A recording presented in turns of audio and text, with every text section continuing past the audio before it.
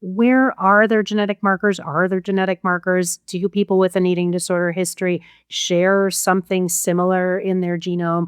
And the very non-complicated, non-genetic researcher answer to that is yes. People who have had a history of an eating disorder share genetic markers that indicate a set of genes, not just one. It's not going to be like the eating disorder gene, but a collection of genes that seem to be sort of turned on for those folks that seem to contribute to risk for eating disorders. Welcome to Salad with a Side of Fries. I'm your host, Jenn Trepeck, talking wellness and weight loss for real life. We're here to clear up the myths, misinformation, bad science, and marketing to teach you how to eat and how to cheat. Are you ready? I'm having salad with a side of fries. Hey friend, welcome back to Salad with a Side of Fries. I'm Jenn Trepeck, your host and health coach, here with you every week for Wellness Without the Weirdness. And today is officially book launch day. So if you are listening the day this goes live, it is October 29th, 2025. My first book, Uncomplicating Wellness, is now available. So some of you I will see on Zoom this evening for our launch and mini summit at 7 p.m. Eastern Time. No matter when you're listening, click the link in the episode notes below to snag your copy of Uncomplicating Wellness. Today's episode, though, is just in the nick of time, as October is National Bullying Prevention Month, and I have a truly wonderful expert to educate and guide us. She is the Vice President of Strategy and Public Affairs for Conto Health, the parent company of the Emily program, and Gather Behavioral Health. In this role, just some of her many responsibilities include leading organizational advocacy and policy involvement, supporting the organization's role as an industry thought leader, spearheading availability of key educational content available to the public and external providers. She's also serves as educational director for the Emily Program Foundation. She's also co-founder and president of the REDC, the National Consortium representing eating disorder care, focused on treatment standards, best practices, access to care, and collaborative research. Adding to all of this, she is a board member and past treasurer of the Eating Disorders Coalition, a DC-based national organization for eating disorders policy and advocacy. She holds an adjunct graduate faculty position in the Department of Food Science and Nutrition at the University of Minnesota. She has served on the board of directors of the Academy for Eating Disorders, as the electronic media portfolio director and co-chair of the Academy for Eating Disorders Nutrition Special Interest Group. She is a fellow of the Academy of Eating Disorders and a member of the Academy for Nutrition and Dietetics and BHN, Behavioral Health Nutrition Dietetic Practice Group. Clearly, she has an expansive range of policy, clinical research, education, teaching, and program development experience in the area of eating disorders. She is also the author of numerous books and book chapters and articles addressing the nutritional treatment of eating disorders, body image, sports participation, adolescent health, and disordered eating, as she regularly speaks regionally and nationally. As someone with a personal experience with an eating disorder, she strives to bring more care to more people and help people recover from an eating disorder. One of her primary goals in life is to have kids and adults in her house and everywhere have confident, loving relationships with their bodies and themselves. Now she's sharing her expertise, passion, and mission with all of us. Please welcome Dr. Jillian Lampert. Oh, thank you. Gosh, that's a long bio. That's so much, okay. But it basically says I love what I do. That's what I think it says. Exactly. And you've been doing it well for a long time in a variety of areas. I've been working hard. Hope so. I hope it's made a difference. Yes. And I've been looking forward to this conversation because since we first connected, then I watched the documentary Social Studies. And I just couldn't wait to reconnect with you. So I know I'm so before excited. we started recording, I know. And now that's your homework assignment to watch it too. Because Yep, I'm done. I like getting my homework assignment at the beginning so that I can, just get it out of the way. I will have that done by the end of the week, I promise. Yeah, no pressure, but it's so spot on. I'm so curious. By the way, you guys, if you've listened to it or watched it, I should say, send a message. I'm so curious on your thoughts, especially after today's conversation. So before we get too deep, we have one more piece of housekeeping. We have to tell our members what they're getting this week. So friends, join us in the Happy Healthy Hub. Being a member of the Hub is the next best thing to working with me as your health coach. You get a recipe every week delivered to your inbox, curated articles, additional discounts from me and our partners. You get interview episodes like this one in full video, including behind the scenes content. A community with the ability to post and comment on other people's posts, plus access to the 24/7 Ask Me Anything to target your specific questions or challenges. You can upvote other people's questions, see past Q&As, and so much more. All of this is yours, by the way, for just $12 a month. Or if you prepay, you can get the whole year for $120, so that's 2 months free. Total bargain. By the way, your recipe this week is for sheet pan apricot chicken and broccoli. It is so simple to make. It also doesn't take very long and fitting for today's episode. I think this is a crowd pleaser for the whole family. So for this recipe, this episode in full video, access to our community chat, the 24/7 Ask Me Anything, go to asaladwithasideofries.com/membership. From there, you click subscribe now, follow the prompts to enter your payment info, create your login to access the hub and all of your benefits. Remember, you're going to asaladwithasideofries.com/membership. This shows your support for this podcast, this show, and most importantly, it supports your health. All right, Dr. Jillian, we heard in introducing you that you have your own story of recovering from an eating disorder. And I know that that was, 35-ish years ago. But will you share this story and how that experience has really led to all the work that you've done? Yeah, absolutely. My eating disorder started, I think, like so many other people's stories start. I've heard, as a clinician for so long and just as a human, I hear all of these stories about other people and their experience of an eating disorder. And so mine had a similar beginning that I was a mid-adolescent. I was living in a world at the time without social media. So interesting to think about that. I like to talk to my 21-year-old and talk about like how we didn't have phones or the internet or social media. We had like magazines and TV, crazy. But Right. The pressures of looking a certain way were the same, right? And arguably perhaps less intensified, although they felt pretty intense. But I was a smart kid. I did well in school. I was a smart kid, and I had a very grateful for having this good, close group of friends. And we, like many adolescent girls, I imagine, had conversations about dieting and eating a certain way. And somewhere in there, I don't remember where or how, it was not one specific thing, but I remember thinking like, maybe I should go on a diet. Maybe my body's not right. Maybe I don't look like what's in the magazines. Maybe I should do something, and maybe I should eat healthy. So I ate quote unquote, a little bit healthier. I don't even know what I did. Actually, I don't really remember what changed, but I do remember so clearly that when people started to notice that I lost a little bit of weight, I got all these comments of like, wow, you look great. People seem to notice me for the first time ever. People wanted to like be my friend or hang out with me. People were like talking to me in the hallway. And I was still like this smart kid, which had been sort of my identity up until that point. And I realized somewhere as I look back, hindsight's of course better than my sight is a 15-year-old. But I remember now looking back thinking like everything sort of changed, that I had gone from this experience of being treated pretty poorly for being a smart kid. Like it wasn't cool that I was a smart kid. Like that was a bad thing, that I was smart and did well in school and people weren't very kind to me. And when I was in 6th grade, for example, I had gotten bullied for being smart, and years later heard that the kids just sort of picked on me because they were bored.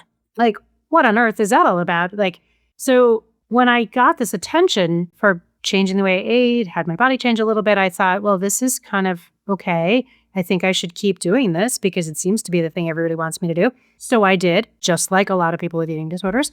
And before I knew it, I couldn't eat normally, and I had all kinds of other eating disorder behaviors that just sort of came out of nowhere that now I couldn't tell anybody about because I was terrified. I was terrified of not doing them. I was terrified of doing them. I was terrified of having people not like me. I was terrified of wondering who I was. I was just like sort of stuck in this vortex. And when I think about it, I certainly understand now as a clinician and somebody who's been reading about this stuff for a long time, that the genetics of eating disorders, as we have come to learn a lot about in the last 30 years, are very strong, that I was very clearly genetically predisposed to be at very high risk for an eating disorder. So when I changed the way I ate and I pursued this additional health and activity, that I was probably very likely to end up with an eating disorder. But I didn't know that. And then when years into my eating disorder, years into a life-threatening eating disorder, which all eating disorders are because they have the second highest mortality of any mental health condition. Years into a life-threatening eating disorder, my parents tried to do something and sort of kind of learned what was going on and took me to the doctor like a good idea. Probably it was. And my doctor had no idea what to do and said something very unhelpful like, when are you going to be done with this? And I thought, this is so confusing. I have done the things that the world is telling me to do with my food, with my body, and now you're asking me when I'm going to be done with it. I don't get it. I just don't get it. And my eating disorder actually continued for another 4 years after that before I finally got the right combination or a combination of enough support to sort of claw my way out of this eating disorder. And so part of why I do this work is because nobody should have to have an experience like that or the experience that thousands of people have on a regular basis for feeling alone with an eating disorder and feeling like there's no help for them or no way out, because there is a way out and there is help. And that's part of what I want to talk about today. But you said something that I would be remiss if I didn't ask about. And admittedly, I'm afraid I'm going to forget if I don't ask it now. So tell us more about this genetic piece, because there's always a nature-nurture debate in anything. And especially as we talk about bullying and social media and all these pieces, that feels very nurture. Tell us about the nature and the genetic piece that you mentioned. Well, absolutely. And it is very nurture, right? Your environment is really very much your environment. I think the genetic piece is so fascinating because it helps explain why, like, we all live in this environment that tells us we're not good enough. We all live in a social media environment, sometimes in familial environments, sometimes in school environments, sometimes just in cultural environments that tell us if we were just a little bit more something, a little taller, a little thinner, a little more muscular, a little more attractive, a little smarter, a little bit more achieving, a little bit something, right? We would somehow be a little bit better. And a lot of bullying is around picking on people or highlighting where people fall short according to some cultural standard that probably has no bearing in much other than somebody has sort of selected it as the way you should be. But we now know that the genetics are what put people at most risk because we all live in this environment. And if that was enough, if environment was enough, if nurture was enough, we'd all have eating disorders. We don't. And so we know from the research that's really looked at both the biological pieces of eating disorders and this big genetic study, like numbers of genetic studies have been done trying to identify, like, where are there genetic markers? Are there genetic markers? Do people with an eating disorder history share something similar in their genome? And the very non-complicated, non-genetic researcher answer to that is yes. People who have had a history of an eating disorder share genetic markers that indicate a set of genes, not just one. It's not going to be like the eating disorder gene, but a collection of genes that seem to be sort of turned on for those folks that seem to contribute to risk for eating disorders. There are genes that are involved in our metabolic system. There are genes that are involved in inflammation, and there are genes that are involved in anxiety that are the sort of three primary areas where we see some genetic markers, which is super interesting because eating disorders are certainly related to anxiety. Many people with an eating disorder also experience anxiety. Eating disorders certainly are related to metabolic stuff, shall we say, is the technical term, right? Because metabolism has so much to do with appetite and hunger and digestion and all those things. And then the inflammation piece is curious. And maybe that's where I think there's a lot more to learn, but maybe tells us a lot about the gut-brain axis as we learn a lot more about nutritional psychiatry and all of the amazing things that the gut bacteria do in our large intestine that actually messages things up to our brain. It's not too far of a leap to think, well, if you have an eating disorder that's disrupting the way you're eating, i.e. disrupting what ends up getting down to your large intestines and your digestive system, that would probably alter what those microbiome happy little bacteria or unhappy little bacteria, as the case may be, can do in terms of sending messaging to your brain. So maybe there's something there. And that, again, I say that all very unscientifically because there's still so much research left to be done there. But it makes a lot of sense to me as a dietitian, as somebody with a PhD in nutrition. I think it makes some sense because we know that regardless of what kind of eating disorder you have, your eating patterns are changed and your emotional patterns are changed. And what if those two things are connected? Well, we already know they're connected, but what if they're connected at more of a gut microbiome, a genetic level, a molecular level? So I think there's a lot more of that story to be learned, but it really helps make more sense. Like 9% of people get an eating disorder. That's the 9% of people in the US will have an eating disorder. Why those 9%? Probably because there's something about their genetic predisposition that puts them at risk for an eating disorder. So interesting. And then, but to your point, it then makes so much sense. Like we're all living in this environment. Some people present in this way and others don't. So going on that vein, I remember growing up, like you said, we didn't have social media. We had magazines and TV commercials and this supermodel and all of those things. And then I remember when Dove did their, Real Women campaign. And I remember it being like groundbreaking and also being like, duh, right? But today we're back to skinny is the only thing that matters in a lot of the messaging. This conversation is about skinny talk, as we're calling it. And so what is it from your perspective, or I suppose why and how did this pendulum swing back from the progress it seemed like we were making? Yeah, that's such a good question. And I remember when the Dove campaigns came out, they were groundbreaking. They had all kinds of amazing short films. Like I give the folks who did that a lot of praise because they created a lot of great messaging around it. Yeah. And things did start to shift. We saw much more body positivity. We saw body acceptance. And I should say, before I get too negative, we still do, right? There are lots of corners of the internet. And if you can cultivate your social feed, you can find an enormous amount of body acceptance and body pride and health at every size. Health at every size and body positivity. And also a lot that has nothing to do with your body. That there's a lot of content out there that has nothing to do with your body, but can be really sort of fuel for your person, right? Whether it's something you like to do or places you like to go or things you like to see. There's a lot of good stuff out there. So I want to highlight that. But I think what happened is probably what happens in all of these cycles, right? Just when people were getting like confident, and particularly women were getting confident about their bodies, or at least trying to be accepting of their bodies and trying to be sort of positive or praise their bodies or appreciate their bodies. I think that, maybe this is my more cynical perspective, that doesn't sell as many products as feeling really bad about your body. And there's a lot more products to fix, quote unquote, the bad feeling than to promote the positive feeling. Right. So I think what we've seen is this almost backlash, or if it's some sort of wave that just sort of reoccurs, it's like a heightened wave, because now we're not just focused on young women, where before we were sort of focused on young women, maybe into our 20s, early 30s. And then the body judgments sort of kind of left us a little bit more alone.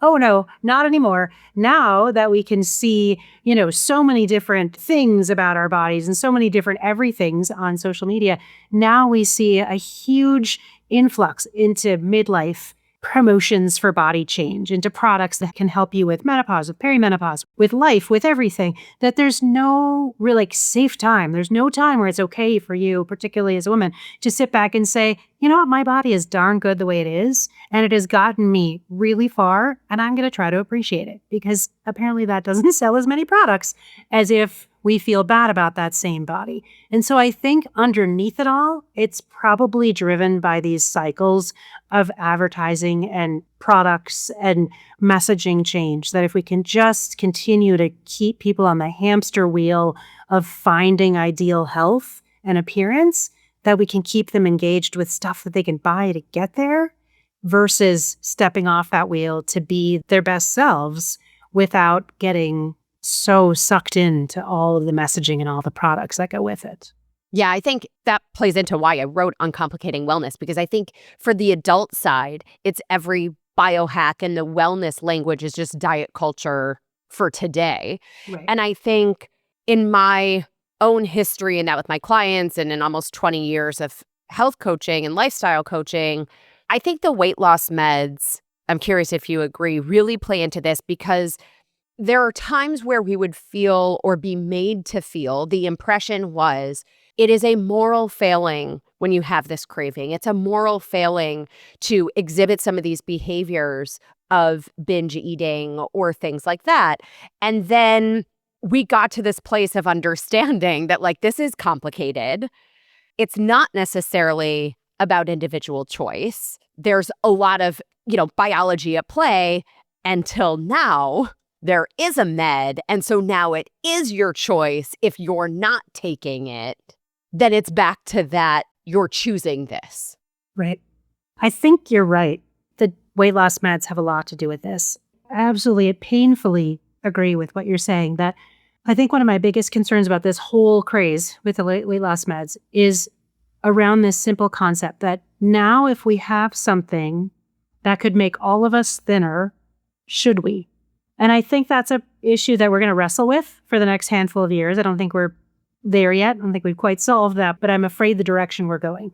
That while there's a numbers of functional outputs and results that these medications seem to be providing for people that are separate from weight, that are probably helpful from a health perspective in their own ways, the concept of, well, now we could just fix everything with medicine. Well, society, or any developed industrialized society has been obsessed with fixing things with medicine forever, for as long as there have been medicines and advertisements. So I think the idea that we can fix our body weights with maybe new magic medicines is really kind of scary. Like, it makes me really nervous to think about, what does that mean? What does it mean for body diversity, body size and shape? Like, there's a natural diversity in body size and shape.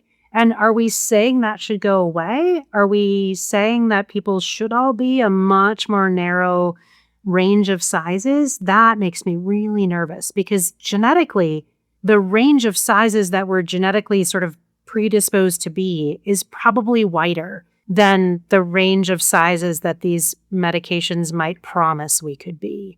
And then what's the judgment if you don't take them, or you can't take them? Or, of course, then you get into the economics. What if you can't for an economic reason? What if you can't for a choice reason? I think you're right. It's just, if we thought the moral failing pressure on people was intense before, I really worry what it'll look like in the next couple of years. Yeah. And I also think, too, there's this villainizing of food, specific foods, and food in general, that's coming at us from all angles. And, this conversation about, thinking about skinny talk is very much, not entirely, but very much focused on kids. And the work of the Emily program, it's very much about kids. And so as we take that approach, what about the parent who says, my kid's too young, my kid isn't yet on social media, or I have boys? Right. What do you say to all that? Yeah, I think, some of the first things I say are that Emily program, we see people of all ages, right? We have people who are 7, we have people who are 77, we have people every age in between. So eating disorders don't discriminate by age. They really impact people across the lifespan. Although most people think like, oh, don't those just impact teenagers, those eating disorders? That's not true. They actually impact people across the lifespan. And they impact people across all genders. And I think that's really critical to think about. And they also impact people of all SES, all ethnicities, all everything. Like any group you can think of, eating disorders impacts across the spectrum. And so I think that something like skinny talk, which is this, sort of emphasis on just how you can be as thin as possible, and a social media term that you can search, or you could try to search and try to find tips on how to lose weight and how to keep your weight low. I mean, it's, on one hand, it's just an old fad reinvented with a different name, right? With a catchy name, because there have been tips on how to be thin forever, right?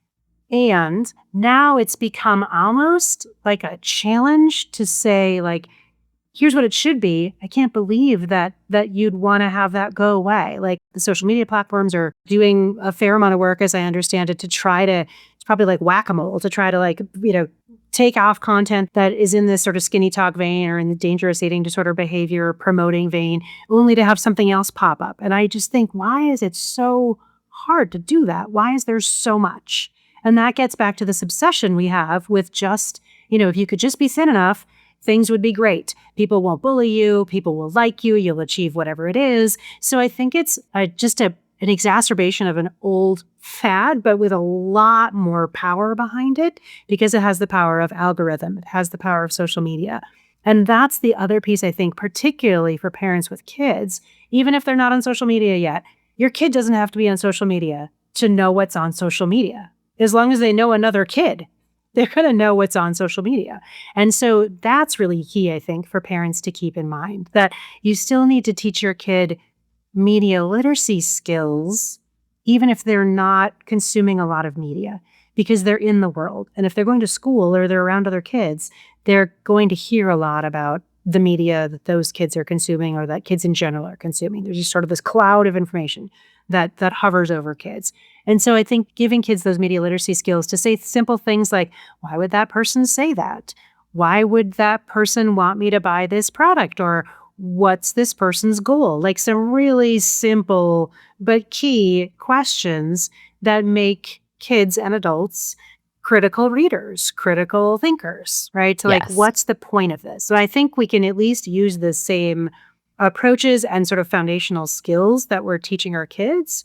It's just more complex because it's, this is how you could do it on your phone if you're on social media. This is how you can do it if you're in a group of kids at school who are talking about social media. This is how you can do it one-on-one if somebody says something to you. This is how you can do it in a bullying situation, right? There's so many different avenues to explore, and the basic concepts are the same. Like, what's this person trying to tell us and sell us? Yeah. I love that, the critical thinking, that discerning eye and ear with everything that's coming at us. And we opened this episode by talking about October is National Bullying Prevention Month. So will you draw the line for us between these of diet culture, social media, and I suppose maybe social media is a tangent to that because there's sort of bullying in real life and cyberbullying and all the things. But so will you draw that line? Yeah. Yep. When we think about eating disorder onset, like the biggest risk factors for the development of eating disorder are dieting, sort of changing the way you eat, and being dissatisfied with your body. There are other things that influence, and obviously the genetic sort of predisposition is the candle, and then the social experience sort of lights the wick. So when you think about body dissatisfaction and dieting, those are all the messages that go around all of these things that we're talking about. And bullying can take the form of being told that you're not good enough in one of those things. You're not eating the right things. You're not looking the right way. Usually it's looking something about your appearance, but sometimes it's around eating, right? We have people who get bullied around their food that they're eating or the comments about their food they're eating. And I think it's really key to think it's not this simple, but it kind of is. That bullying is really particularly around weight-related bullying, is around what we say to people and how we treat them based on what they look like, right? I have this memory indelibly etched in my brain of getting on an airplane. I fly a lot. And I got on an airplane once and I was walking down the aisle to my seat, to the highly coveted middle seat, I might add. And the person in the aisle seat looks up at me and says, "Oh, thank goodness you're not fat." And I thought so many things. I thought, just wait till I sit down. Just wait till you find out what I do. But I thought, why on earth would you say something like that? And I said to him, well, what would you do if I was? And I just sort of stood in the aisle for a second. And he backpedaled and said, "Oh, it's fine, whatever." And I sat down and the person in the window who wanted no part of this conversation, he was not interested in getting involved, just sort of like looked away. And I just, engaged the guy in the aisle and I just said, "I'm just curious, like really, just curious. What was your point? Like, what are you hoping to get with that?" And he said, "I just wanted to be comfortable on this airplane." And then he said, "I'm already a big person. I'm taking up more than my seat. And if you did too, then we'd both be uncomfortable." He said, "So what I think I was really saying is like, thank goodness, maybe I won't be any more uncomfortable than I already am on this plane." And I thought the comment he made to me that was like totally random and inappropriate was really about him. Yes. Right? And that's so much about what we see with bullying, that when somebody teases somebody else about their weight, it's really not about the person they're teasing. It's about how they feel about themselves. And I know I've had that conversation with my now 21-year-old, and people are bullying you, it's because they feel insecure about themselves. And they're like, "Yeah, but it feels really bad." So I get that simply saying it doesn't solve the problem, but it's a really important insight that the person is sort of striking out against somebody else because it makes them feel better. So that gets back to what we've been talking about. Like, they feel bad in part because society tells them to feel bad. And so they're just passing it along to everybody else. So in a way, we're just passing along the feeling bad from ourselves to somebody else. And it's not okay. It's not okay to comment on people's weight. It's not okay to make fun of somebody based on their weight. It's not okay to even make those comments that probably many of us have made in passing about, like, oh, I can't believe they're wearing that. Or maybe they should have looked in the mirror before they left the house, or whatever rude thing we say that really is a negative comment that person's appearance has no bearing on our life. Why do we care? Why are we saying anything? We're saying it because it makes us feel a little better about ourselves. And so that's the other piece of teaching kids. Like, your sense of self-worth comes from inside, and it can be nurtured and grown and supported by people around you. It's got to come from inside. And so how do we help you with that? Developing that sense of self is so critical. Yeah. So I want to talk about all of that. I want to talk about, self-cyberbullying, and also how technology, even health technology, plays into all of this. But let's pause here to highlight our partner for this episode. So I have commandeered this real estate. So you know that feeling when wellness just feels too loud? Every headline says something different. Every influencer has a new rule. And somehow you're left wondering if you're the problem. You're not. You've just been given broken tools. And that's why I wrote Uncomplicating Wellness. Ditch the rules, quiet the noise, reclaim your life. It's not another plan to follow. It's a guide to finally filter the noise and trust yourself again. The book is science, sanity, and the real foundation of feeling your best, without obsession, without guilt, without burnout. If you've ever wished wellness could feel simple, this is the book for you. Find Uncomplicating Wellness wherever books are sold, or text the word BOOK, B-O-O-K, to 833-801-0500 to learn more with a clickable link. Again, text the word BOOK, B-O-O-K, to 833-801-0500. Let's move from exhaustion to clarity, from fear to discernment, and from chasing healthy to truly feeling well on your own terms. Okay, Dr. Jillian, let's talk about self-cyberbullying. Because as we were just talking about bullying, it was very much in the context of what we say to other people or what is said to us. And then what about what we say to ourselves, or what that ends up looking like on social media? Yeah, absolutely. I think it looks like doom scrolling. I think it looks through, scrolling through that feed that once you click on that one thing, you're going to get a million more of those related things. So if you click on a link of promising some magic solution, you're going to get a lot more magic solutions in your feed.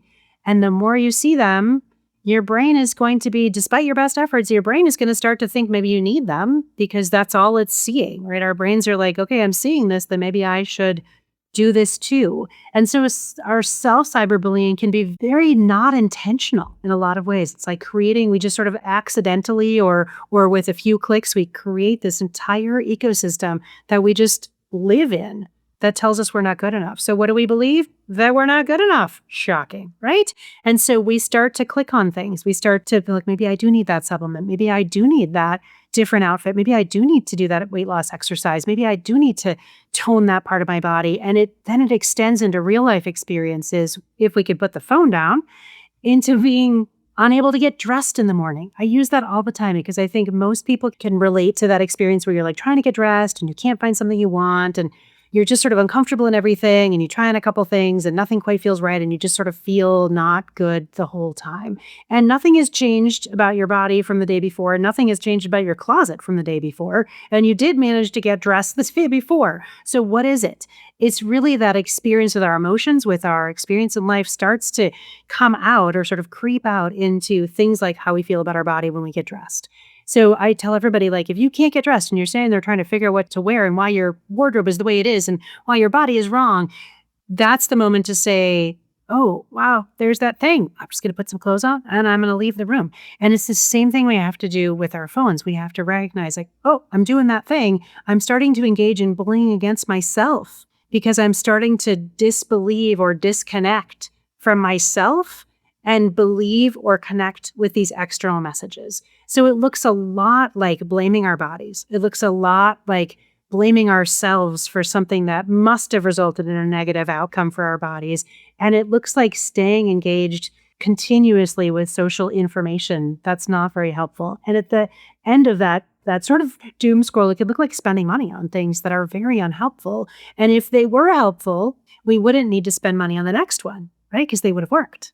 And so I think it's worth people just pausing and thinking, like, how many times have I been caught in that trap that is absolutely set for me to get myself caught in?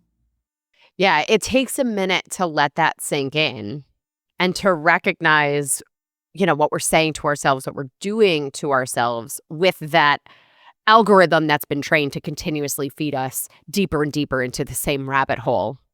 Exactly. But, And it is. yeah. It's the quickest way to interrupt it is to turn your phone off and walk away, which is so hard, right? And that's one of the best gifts we can give ourselves, because we are, just like kids, when we teach kids media literacy skills and you teach kids how they're being taken advantage of with media messages and how the media message is trying to sort of skew their perspective, they get mad, right? They get all mad and riled up, like, how dare they try to take advantage of me? We need to tap into that part of ourselves to know that we are so getting taken advantage of in that moment.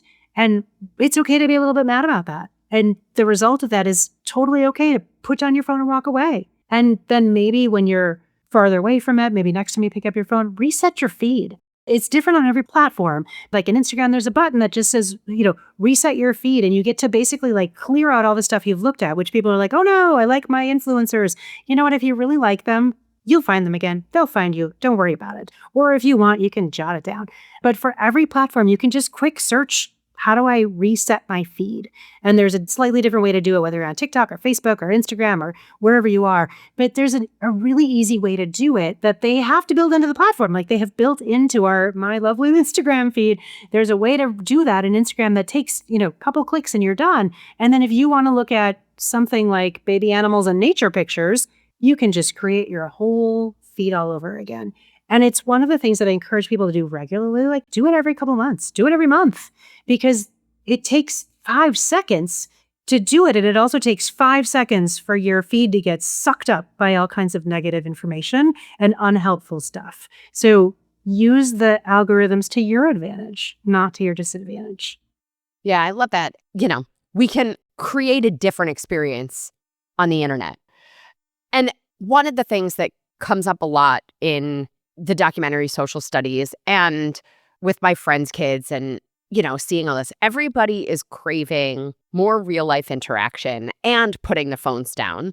Like you said, it's not quite so easy. But I'm curious, there was your story from the airplane, but how do you see this different or the same in real life versus on the internet? Yeah.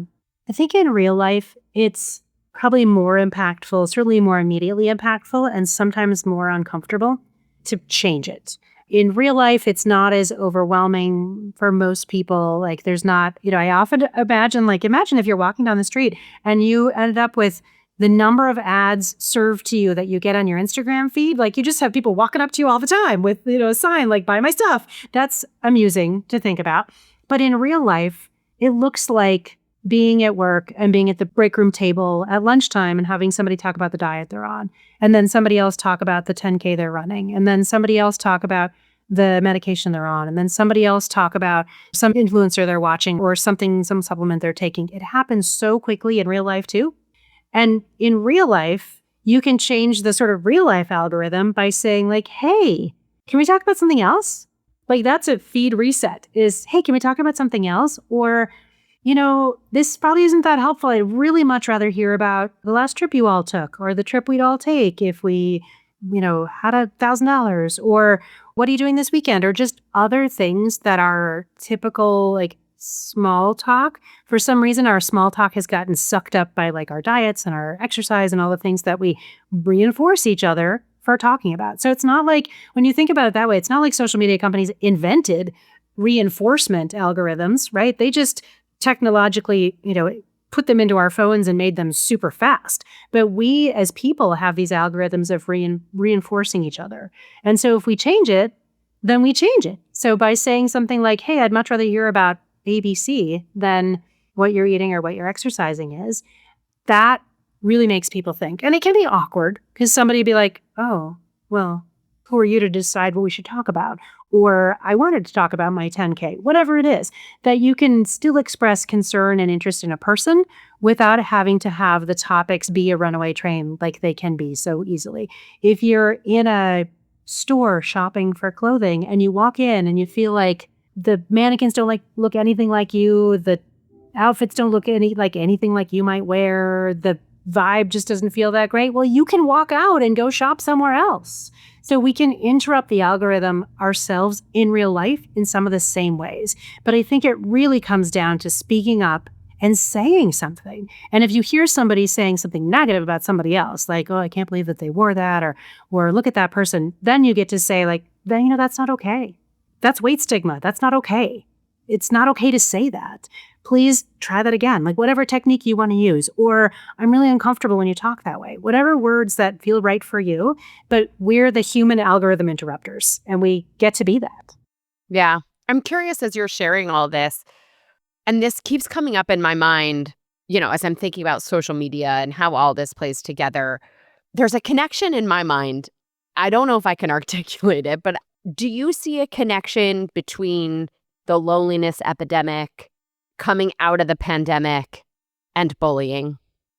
I do. I think so. I think so much of the cyberbullying we saw pre-pandemic was sort of had its roots there, its seeds in, group of people are in person together, then they're online. Bullying happens from people that you know. And then we went into much more sophisticated algorithms and pandemic where we just didn't see the people that we were with. And so it was much easier to just see people or experience people online, people we knew or didn't know. And then there were a whole bunch of apps that got developed that are still mind-numbing to me. Like, they're just stunning. Like, there are apps where you can upload a photo and ask strangers to comment on your appearance. And probably that makes nobody feel better. But yet Totally. It's there and kids were doing it. And then there were other, the anonymous sort of apps where you could say mean things about each other anonymously. A nightmare. And so those things all got worse after we were in and came out of the pandemic. And I think that there was something that happened in the pandemic that people got emboldened to say whatever they wanted in real life or online, particularly behind an electronic shield where nobody could see who they actually were, that has made it sort of frayed the fabric of kindness in our conversations with each other that I really worry about. And I think that makes it so much easier to make fun of somebody, to say something negative about somebody, to comment on somebody's appearance, comment on somebody's weight. And that's probably not going to get all that much better until people, become nicer human beings. And I think it's also really important to tell ourselves and to tell our kids and the kids around us, like, that's not okay. And when you see that, if you can't stand up against it, extract yourself. Like, don't follow that person. I get that might be somebody you really like, but if the feed is full of negativity, like, don't do it. Don't pour that into your bucket. That's what you're filling up yourself with if you see a lot of that. So I think we have this, it's so easy to see and revel in negativity. And it just makes it a little bit more, a need for more intentionality around finding positivity and reveling in that a little bit. And really relying on those real life relationships, which so many people talk about now, have become so much more important again, of really connecting in real life. And I want to say, of course, that the connections over social media have been life-saving for many people to find a community that they never would have found in their own town, in their own community, their own wherever geographic location. And so I know that those connections are life-saving and supportive. And I think that's amazing. That's an amazing part of social media. And there's so much negative stuff, and so much of it is just manufactured negative algorithm-driven junk that we don't have to carry around with us. We still are, at least I think, we are still the ones who get to decide what we do with the little rectangular boxes that we carry around that tell us what we think about ourselves. Like, we get to decide what to do with our phones, with our exposure to social media, and we get to help our kids decide what to do. So I think we need to not cede that to the magic algorithms out there. We're still the ones that are in the driver's seat with that. Yeah. It also, in my mind, tracks back to what we were saying before, that the bullying comments are about the other person more than they're about us. And I wonder what it would be if we could somehow look at those bullying comments, whatever the cyberbullying is, as a cry for connection. It certainly seems like I mean, I often will think that and talk to people about that. Like, okay, somebody who is going to, let's assume they're a person and not a bot, which may or may not be That too, true, right? right? Right. So let's assume they're a person, and this person is on their device day in and day out, seemingly all the time, just flooding other people's feeds with negativity. Like, what kind of life is that person having? That must be miserable. Like, what kinds of things happen to that person that would lead them to do that, or to feel like that was the only choice they had? That must be terrible. I do feel sad for that person to live like that. That feels unacceptable in our society, that somebody could have so much negative stuff happen to them that they would find that to be the one outlet they have. I can go be mean to people online. That is a sign of something, I don't know, not societal health maybe.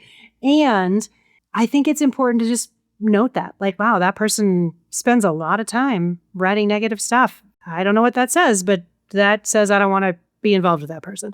Or I'm going to take it with a big grain of salt. I'm going to take that negative comment. Like, a lot of people who say, I don't read the comments, probably good advice, right? Like, if we're seeking the information, like, take what's helpful, what's interesting, and leave the rest. We don't have to take it all. We can take what's helpful and leave the rest. And I think that's critically important too. And sometimes leaving the rest means you have to, like, literally put your phone down. And sometimes it means you keep scrolling. And sometimes it means you switch to a different app. And sometimes it means, decide to do something else. But often it means you reach out to a human, whether you're going to talk to a friend or go for a walk, or maybe a pet, or maybe nature, or something else that you can connect with, because the connection is only going to be so deep with your phone. Yeah. And then you brought up before this app where people could post a picture of themselves and ask the internet to comment, which I suppose is frankly what we do all the time anyway. I don't know why we need a separate app for that, but whatever. But last time you and I spoke, we also talked about how, there's an interplay between health and technology, and even the apps that supposedly support our health, tracking apps and things like that. How do you see these apps playing out with people? That's such a good question, because so many people now are relying on, like, how do I feel? Well, let me look at my apps to find out. And I'm even a little guilty of it myself. I wake up in the morning and one of the first things I do is, like, see how my check your sleep. Phone tells me how I slept, right? And I now have stopped being like, well, how do I think I slept? And then I see how it compares to what my little tracking device tells me that it thinks I slept. And I think we need to continue to be connected to ourselves, because we are the only ones with the information. And if whatever my phone thinks, it's because it took some information from me. And so really retaining that connection to ourselves, because the more we farm it out, whether it's to a product or to an app or to a device, the more we farm it out. And so really helping people to say, like, the key to wellness really lies within us. How do we feel? How do we know when we feel hungry or tired or satisfied or sad or happy? Or how do we know when we feel any of those things? We have to have the ability to have that relationship with ourselves first, so that we can find out. And if we're really giving all of the responsibility for that knowing to an app, then we're letting a big piece of ourselves go, which we don't have to. Yeah. All right, we've talked about a lot. Kids, adults, social media, skinny talk, bullying, diet culture, all the things. A final thought to wrap this up. I think there's so much joy to be had in the sort of simple delights checking in with ourselves. So I encourage people to think about that. Like, there's so much joy to be had just to treat yourself like you would treat a long lost friend. And we forget that simple thing. Like, treat ourselves with kindness and amazing things happen. That sounds sort of corny and simple, but it's true. A lot of those corny, simple things are true. That if we just ask ourselves, we actually know a lot. We do. Yeah, I love that. All right, it's time for a rapid fire off-topic questions. Are you ready? Excellent. I'm ready. Okay. What's the best thing you've done for your health this week? What's the naughtiest thing you've done related to your health this week? Not that anything's really naughty, but, the salad and fries of your week. Right.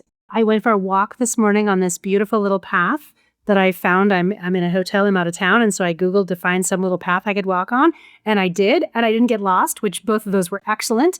On my walk, I saw this little tiny baby deer that just like wandered across the path and was like 3 feet from me. It was so amazing. It was so cool. And then I thought, why am I in the middle of the city and there's a little deer here who isn't afraid of humans? Probably that's not good for the deer, but it was really cool for me. So that was really awesome. Not so great. I got into a show with my husband this week that might have stolen a lot of my sleep, which we do periodically. But not only did it steal a lot of sleep time-wise, it also was like super vivid imagery. And just, I went to sleep laying there with all these horrible images in my mind. I was like, why did I do that to myself again? Why have I done this again? Yeah, but I did. It was a pretty good show too. Yeah. I love show. Well, now we got to know, what show was it? Well, I had so many feelings about the show. So my quick disclaimer on that, it was the show Landman, which I have a lot of feelings about because there were a lot of inaccuracies portrayed in this show. So that was a bit of a problem. And it was a pretty compelling story. And the characters were really the actors were really good at their characters. And so love it. I really appreciated that piece. So compelling story, pretty good music, a lot of false information, which I had a problem with, which probably also contributed to my not sleeping. But who knew that I could be entranced a little bit by a show about the oil and gas industry, which I feel a little bad about. Well, reality. All right. If you weren't vice president of strategy and public affairs at Aconto Health, the parent company of the Emily program, or co-founder and president of the REDC, what would you do? I think I'd be a florist. But I'd be like I'd kind of florist. I don't mean to offend florists anywhere, but my image of the kind of florist I would be is like you would walk in my shop and you would be like, hey, Jillian, here's $50. And I like the color orange and pink. And I would say, that's great, Jen. Come back in a half an hour and I will have your bouquet for you. And you would come back and I would have made a lovely orange and pink bouquet that I would send you out into the world with. Probably that's not at all how it works, but that's how it would be in my floral shop. And we'd probably also have a coffee shop because why not? And maybe a little bookshop because, flowers, books, coffee. So that's what I do. Get two friends, one of whom wants to run a bookshop, one of whom wants to run a coffee shop, and we'd have a little place. It's coming soon, right? Excellent. We've got it all figured out. That's right. All right. So on that note, favorite book on any topic other than your area of expertise or a fiction book? That is such a hard question. Little Women. I think I'd say Little Women. If you could cure one ailment, disease, or sickness, what would it be? But let's assume I've already cured eating disorders. Can we do that? Great. Then I would cure ALS. If you were a superhero, what would be your superpower? I think I would be invisible, so I could go anywhere I want. What's your biggest pet peeve? When preventable things happen. Yes. Or second to that is when people put their cart in the middle of the aisle at Target or the grocery store and don't really realize that the rest of us are there trying to get around them. I'm with you. Although I couldn't tell you the last time I was in an actual grocery store, but that's a story for another day. All right. Last one, in your opinion, what's the next frontier in wellness? I think there's going to be some more device something. I don't even know what it is. But we have medicines. We have all sorts of nutrition things. I hope it's microbiome-based nutrition, but I think it's going to be some device thing. Yeah, but maybe it's the device that gets us there. Yes. Yes. I think so. Well, Dr. Jillian Lampert, thank you so much for being here. Tell everybody how to connect with you, the Emily program, all the things. Absolutely. EmilyProgram.com is our website. You can follow us on any social media platform by just searching Emily Program. And then we have a podcast that we also do. We would love to have you on our podcast. But our podcast is called Piecemeal. And really, those are great ways to get connected to the Emily Program. Love it. Awesome. Well, thank you so much for being here, for connecting with us, sharing your time, your expertise, your approach, because I think it helps make it real and relatable and actionable. So thank you. Oh, you're welcome. Thanks for having me. Yes. All right, friends, on Friday and this week's a bite-sized bonus episode, we're talking about moringa. I don't know if you've heard of it. Cindy B submitted this one to us through Instagram and said, moringa is flooding my social media. Your thoughts? Should we add this as part of our supplement regimen? Well, Cindy, thank you for asking. We're going to discuss it on Friday and this week's bite-sized bonus episode. So be sure wherever you're listening, click the plus sign or the follow button, and then your app will alert you when it goes live on Friday morning. As always, everybody, I'm Jenn Trepeck.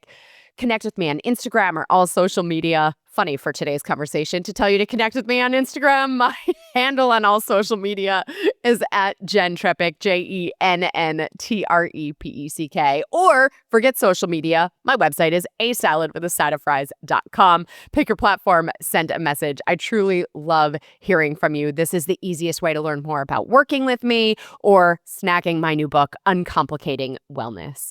Dr. Jillian Lampert, thank you one more time for joining us. You're welcome. Thanks for having me. For sure. And friends, if you are not already a member, join us in the Happy Healthy Hub. You'll go to asaladwithasideoffries.com/membership or just click the link in the episode notes. This shows your support for this podcast, this community, and of course, your health. On top of this week's episode and full video with behind the scenes pieces, your 24/7 Ask Me Anything, you'll get this week's recipe for the sheet pan apricot chicken and broccoli. So until next week, remember, are the kids all right? Are we all right? I think I love the idea of making the internet a place where people are kind. Well, friends, that's it for today's episode of Salad with a Side of Fries. Congratulations for making yourself and your health a priority. Thanks so much for joining us. Be sure to click subscribe or follow on your favorite podcast platform. Share us with a friend, and we'll be back next week. Always remember, you deserve it, and you are worth it. Happy healthy.